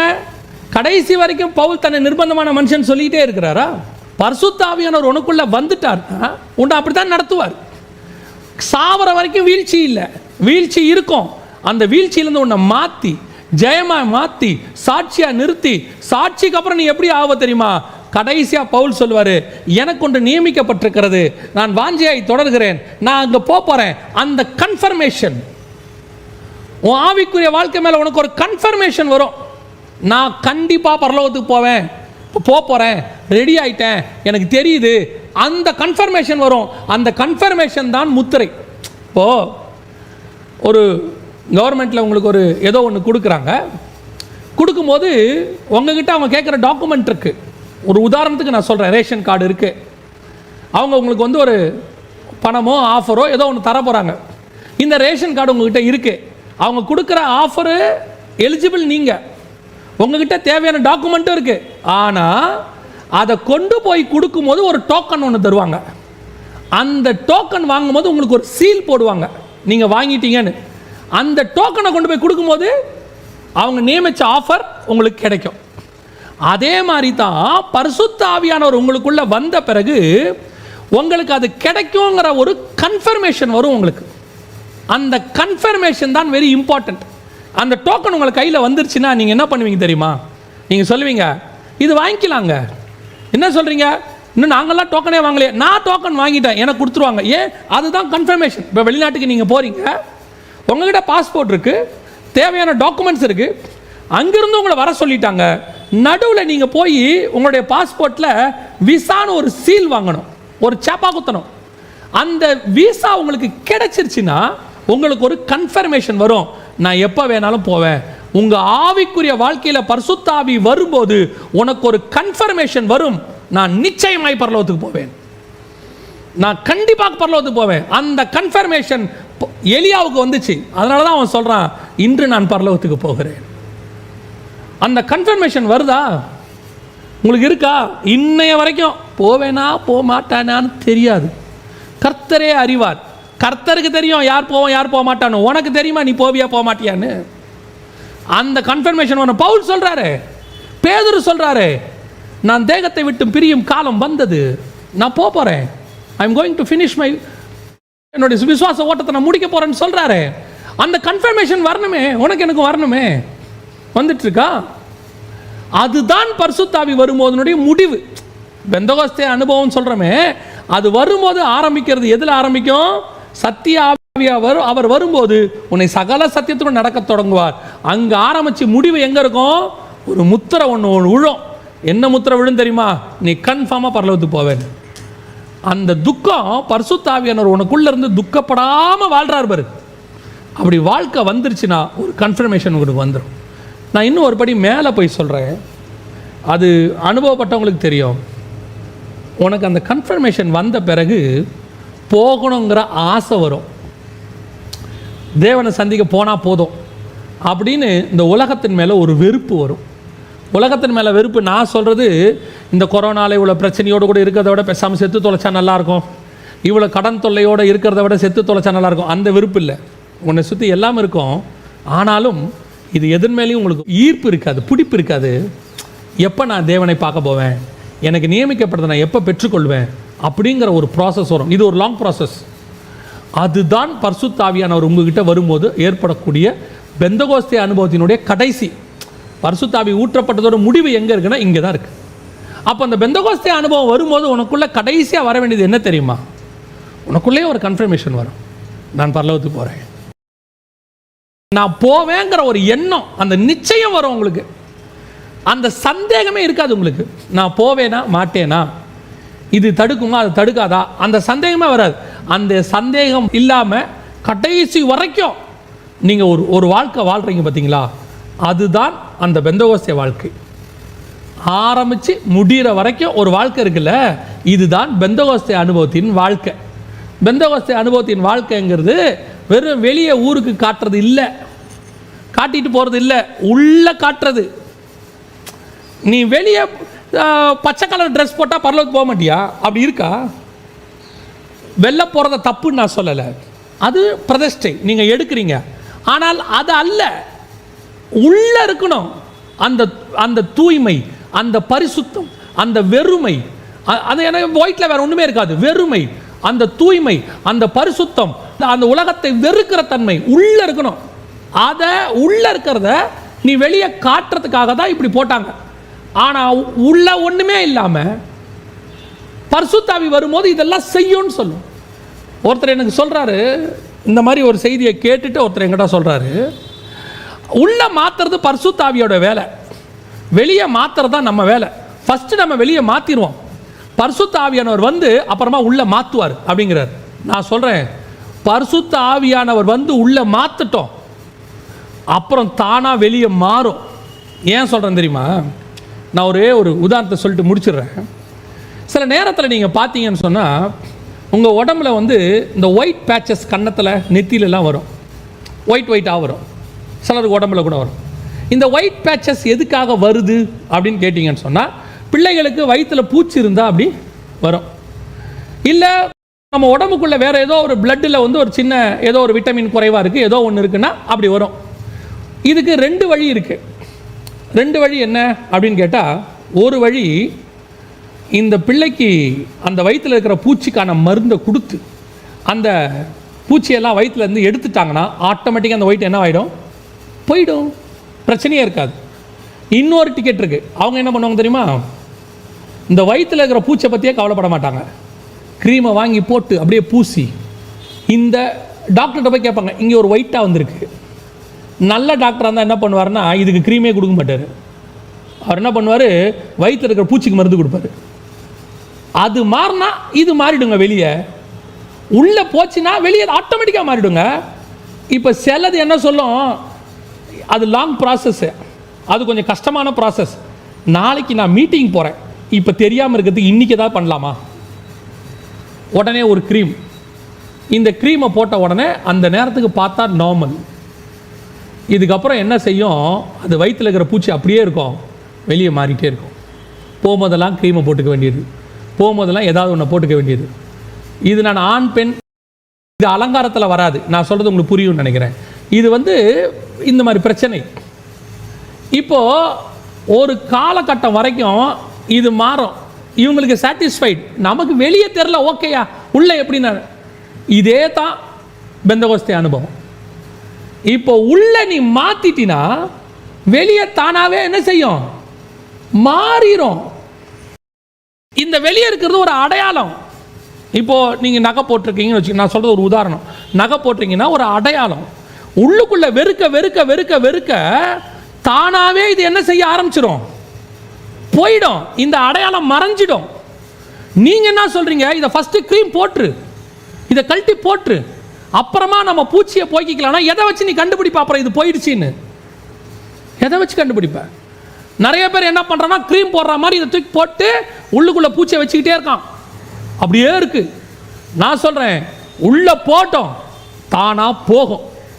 நான் சொல்றது ஒரு உதாரணத்துக்கு தான். நகை எப்பவுமே எல்லாத்துக்கும் இருக்கு, அத்தனைக்கும் இருக்கு. நிறைய பேருக்கு நிறைய பூச்சி இருக்கு, உள்ள ஆடம்பர பூச்சி இருக்கு, பணத்தாசை பூச்சி இருக்கு, சாவறதுக்குள்ள சொந்த வீட்டில் சாவணுங்கிற பூச்சி இருக்கு, நகை பூச்சி இருக்கு, BMW பூச்சி இருக்கு, எல்லா பூச்சியும் உள்ள வச்சுக்கிட்டு மேலே மட்டும் க்ரீமை போட்டு ஒயிட் அண்ட் ஒயிட் க்ரீமை போட்டுட்டு எனக்கு உலகத்தின் மேலே ஒரு ஆசையும் இல்லை. யாரை ஏமாத்துற? கீழே உட்காந்துருக்க 30 பேரையா? மேலே உட்காந்துருக்கிற ஒருத்தரை ஏமாற்ற முடியாது உன்னால. மேலே உட்காந்துருக்கிற ஒருத்தரை ஏமாற்ற முடியாது. Very careful. நீ உள்ள மாறு, தானா எல்லாம் வெளியே மாற தொடங்கிறோம். அவ்வளோதான், வெரி சிம்பிள். பரிசுத்த ஆவியானவர் வரும்போது உன்னை சகல சத்தியத்துக்குள்ளும் நடத்துவார். செய்ய முடியாத காரியங்களை செய்ய வைப்பார், தாங்க முடியாத காரியங்களை தாங்க வைப்பார், பார்க்க முடியாத தேவனை பார்க்க வைப்பார். அதனுடைய விளைவு நீ சகல பூமிக்கும் சாட்சியாய் நிற்பாய். சாட்சியாய் நிற்கிற நீ ஒரு நாள் இந்த பூமியை விட்டு தைரியமாய், கம்பீரமாய், சந்தோஷமாய், அதிக நிச்சயமாய் தேவனை நோக்கி பார்க்க புறப்பட்டு போவாய். இதுதான் பெந்தகோஸ்தே என்கிறதான அனுபவத்தினுடைய ஆரம்பமும் முடிவும். இந்த பண்டிகை தான் நீ நானும் கொண்டாடணும். அது ஆரம்பித்து எக்காலத்தில் முடியணும். One day process. எப்போவுமே எந்த பண்டிகையுமே கிடையாது. நம்ம ஜெபம் பண்ண போகிறோம். தேவ சமூகத்தில் ஆண்டவரை நோக்கி பார்க்க போகிறோம். கண்களை மூடி கொஞ்சம் உங்களை ஆராய்ந்து பாருங்கள். இந்த பெந்தகோஸ்தே அனுபவம் உங்களுக்குள்ளே வந்திருக்கா? இந்த பெந்தகோஸ்தே என்கிறதான பரிசுத்த ஆவியானவர் உனக்குள்ளே ஊற்றப்பட்டு உனக்குள்ளே மாற்றம் வந்திருக்கா? That's very important. அவர் வரும்போது 50வது நாள் நியாயப்பிரமாணம், 50வது நாள் சத்திய ஆவியாகிய பிரமாணம். அவர் வரும்போது சகல சத்தியத்துக்குள்ளே நீங்கள் தாங்க முடியாத சத்தியத்தை, இன்னும் சொல்லுவேன், வெளிப்பாடுகள் கூட உன்னால தாங்க முடியாது. ஆவிக்குள்ள ஆக்கி தான் பரலோகத்தையே யோவானுக்கு காட்ட முடியும். மாம்சத்தில் பார்த்தா அவன் செத்தவனை போல விழுவான். ஆவியில போய் பார்க்கும் போதே அவன் செத்தவனை போல விழுறானே. அந்த மகிமையை பார்க்கும்போது அவன் மாம்சத்தில் பார்த்திருந்தா என்ன ஆயிருப்பான் யோசித்து பாருங்க. பரிசுத்த ஆவிக்குள்ள ஆகி அவன் பார்க்குறான், அந்த மகிமையின் தேவனை பார்க்குறான், அக்கினிமயமான கண்களை பார்க்குறான், வெண்பஞ்சு போல தலையை பார்க்குறான், வெண்கலத்தை போல கால்களை பார்க்குறான். பார்த்து அவனால மகிமை தாங்க முடியாம செத்தவனை போல விழுறான். அப்படி ஆவிக்குள்ளாகியே அந்த வெளிப்பாடு அவனால் தாங்க முடியலையே, மாம்சத்திலிருந்து அந்த வெளிப்பாடு அவனால் எப்படி தாங்க முடியும்? அதனாலதான் மோசையை பார்த்து ஆண்டவர் சொன்னாரு, மனுஷன் என்னை கண்ட மனுஷன் உயிரோடு கூட இருக்க முடியாதுப்பா. ஏன்? என் மகிமையே அப்படிப்பட்டதுப்பா. தாங்க முடியாத மகிமை உன்னால தாங்கவே முடியாது. அதை ஆவிக்குள்ளாக்கி நான் உன்னை காட்டுவேன். அதுதான் பெந்தகோஸ்தே அனுபவம். தாங்க முடியாத காரியங்கள், பெற முடியாத வெளிப்பாடுகள். பவுல் சொல்றாரு, எனக்கு வெளிப்படுத்தப்பட்ட மேன்மையின் நிமித்தம் அந்த இடத்துக்கு நீ நான் வரணும். அடுத்தபடியா எருசலேமில் ஆரம்பிச்சு பூமியின் கடைசி பரியந்தமும் சாட்சி, உன்னை பத்தின என்ன பத்தின சாட்சி. அந்த ப்ராசஸ் மிகப்பெரிய ப்ராசஸ், பரிசுத்த ஆவி உண்டாக்குற ப்ராசஸ். அதுக்கப்புறம் நீ எழுந்திரிச்சு நின்னா 3000 5000 சர்வசாதாரணம். அதுக்கப்புறம் எழுந்திரிச்சு நின்னா உன்னை பத்தின ஒரு ஆவிக்குரிய பயம். அதுக்கப்புறம் நீ எழுந்திரிச்சு நின்னா உன் உருமால்களுக்கு காத்திருக்கிற கூட்டம். அதுக்கப்புறம் நீ எழுந்திரிச்சு நின்னா உன் நிழல் என் மேல படாதான்னு காத்திருக்கிற கூட்டம். இன்னும் வீட்டுக்குள்ளேயே அவன் சாட்சி மாறலையே. எப்படி பூமியின் கடைசி பரியந்தமோ வல்லமை வெளிப்படும்? கடைசியாக பரிசுத்த ஆவி மீட்கப்படும் நாளுக்கென்று முத்திரை, அந்த முத்திரை அவன் மேலே இருந்துச்சுன்னா உனக்கு ஒரு கன்ஃபர்மேஷன் வரும், நான் நிச்சயம் பரலோகத்துக்கு போவேன். நீ ஆரம்பிக்கும் போது நிர்பந்தமான மனுஷன்தான், பரிசுத்த ஆவி உனக்குள்ளே வர்ற அன்னைக்கு நீ நிர்பந்தமான மனுஷன்தான். ஆனால் கொஞ்சம் கொஞ்சமாக உன்னை மாற்றி ஒரு நாள் அவர் சொல்லுவார், நான் கிறிஸ்துவோடு கூட என்னை சிலுவையில் அறைந்திருக்கிறேன். அந்த இடத்துக்கு நீ வருவ. அப்புறம் நீ சொல்லுவ ஒரு நாள், நான் கிறிஸ்துவை பின்பற்றுகிறது போல நீங்களும் பின்பற்றுங்கள்னு தைரியமாக உன்னை பற்றி சாட்சிக்கிடும். கடைசியாக உனக்கு ஒரு கன்ஃபர்மேஷன் வரும், நான் தேகத்தை விட்டு பிரியும் காலம் வந்தது, என் தேவனை பார்க்குற காலம் வந்ததுன்னு அர்த்தம். அப்படி ஒரு கன்ஃபர்மேஷன் உனக்கு வந்துருச்சுன்னா, எலியாவுக்கு வந்த மாதிரி, பவுலுக்கு வந்த மாதிரி, இயேசுநாதருக்கு வந்த மாதிரி, பேதுருக்கு வந்த மாதிரி, ஸ்தேவானுக்கு அந்த கன்ஃபர்மேஷன் கிடைச்சா மாதிரி, தோ வானம் திறந்திருக்கு, ஒருத்தர் ஏஞ்சி நிற்கிறாரு, நான் போகிறேன். அத்தனை பேர் கல்லை வச்சுக்கிட்டு கையில் நின்னாலும் அவன் சந்தோஷமா நிற்கிறான். அந்த சாட்சி அதான் மீட்கப்படும் முத்திரையான சாட்சி. அப்படி சாட்சி வந்துருச்சுன்னா, இந்த உலகத்தை பிரிஞ்சு நான் தேவனுக்கிட்ட போகணுங்கிற ஆசை உனக்கு வந்துருச்சுன்னா, நீ பெந்தகோஸ்தே அனுபவத்துக்குள்ள வந்துட்டேன்னு அர்த்தம். இதுதான் பெந்தகோஸ்தே அனுபவத்தினுடைய வல்லமை. அதுக்கப்புறம் வெளியே எல்லாம் தானாகவே மாறிடுங்க. அதுக்கப்புறம் உங்களுக்கு வெளியே உங்களுக்கே பிடிக்காது, எதுவுமே பிடிக்காது. உங்களுக்கு கலர் ட்ரெஸ் மட்டும் இல்லை, வேற எதுவுமே உங்களுக்கு பிடிக்காது. அப்படி ஒரு இடத்துக்கு நீங்கள் வந்துடுவீங்க. ஆகாரத்தில் ஆரம்பித்து, உடையில் ஆரம்பித்து, இருப்பிடத்தில் ஆரம்பித்து, சிந்தனையில் ஆரம்பித்து, எல்லாத்துலையும் நீங்கள் மாறிடுவீங்க. நம்ம ஜெபிக்கலாமா? அப்படி ஒரு வாழ்க்கை கேட்போமா ஆண்டவர்கிட்ட? சர்வ வல்லமையுள்ள எங்கள் தகப்பனே, நீர் என்ன நோக்கத்துக்காக எங்களை வேறு பிரிச்சிரோம், அந்த நோக்கத்தை நாங்கள் முடிவு பரியந்தம் செய்து முடிக்கிறவர்களாக, அப்படிப்பட்ட ஒரு அனுபவத்தை உடையவர்களாக மாற எங்களுக்கு கிருபை பாராட்டுங்கப்பா. நாங்களும் ஒரு ஆவிக்குரிய சபையில் மெம்பர், அந்த சபையில் 25 வருஷம் மெம்பர், அதுக்கப்புறம் நாங்கள் செத்து போயிட்டோம், எங்களை நல்லடக்கம் பண்ணாங்க அப்படிங்கிற சாட்சி தேவையே இல்லாண்டவர். அப்படி ஒரு சாட்சி வேணும். அவர் நல்ல தேவ மனுஷன், அவர் கன்ஃபார்மாக பரலோகத்தில் தாங்க இருப்பார். அவர் வாழ்ந்த வாழ்க்கைக்கு அவர்லாம் பரலோகத்தில் தாங்க இருக்கணும், அவர் நீதிமானுங்க அப்படின்னு நீ போன பிறகும் எங்களை பற்றி சாட்சி சொல்லணும்ப்பா. நாங்கள் அப்படி ஒரு வாழ்க்கை வாழணும். இன்று உம்முடைய எஜமான் பரலோகத்துக்கு போகிறார் தெரியுமான்னு ஊரே கேட்கணும் ஆண்டவரே. அப்படி ஒரு வாழ்க்கை வாழணும். அந்த பெந்தகோஸ்தே அனுபவத்தை நாங்கள் பெற எங்களுக்கு கிருபை பாராட்டும். மகிமையுள்ள கரத்தில் தாழ்த்துகிறோம். இப்போ ஜெபிக்கிறவங்களுக்காக நான் ஜெபிக்கிறேன், அவர்களும் அந்த அனுபவத்துக்குள்ளே வரட்டும் ஆண்டவரே. ஒவ்வொருத்தரும் அந்த அனுபவத்துக்குள்ளே வரட்டும். இந்த உலகம், இந்த உலகத்தில் உள்ளவைகள், இந்த உலகத்தின் மேன்மையானவைகள், இந்த உலகத்தில் முதன்மையானவைகள் எல்லாவற்றையும் வெறுத்து தள்ளிவிட்டு தைரியமாக எனக்கொன்று நியமிக்கப்பட்டிருக்கிறது, அதை நான் வாஞ்சையாய் தொடர்கிறேன்னு ஒவ்வொருத்தரும் வர கர்த்தர் கிருபை பாராட்டும். எங்கள் ஆண்டவர் இயேசுவின் நாமத்தில் ஒப்பு கொடுத்து ஜெபிக்கிறோம் எங்கள் ஜீவனுள்ள நல்ல பிதாவே, ஆமென்.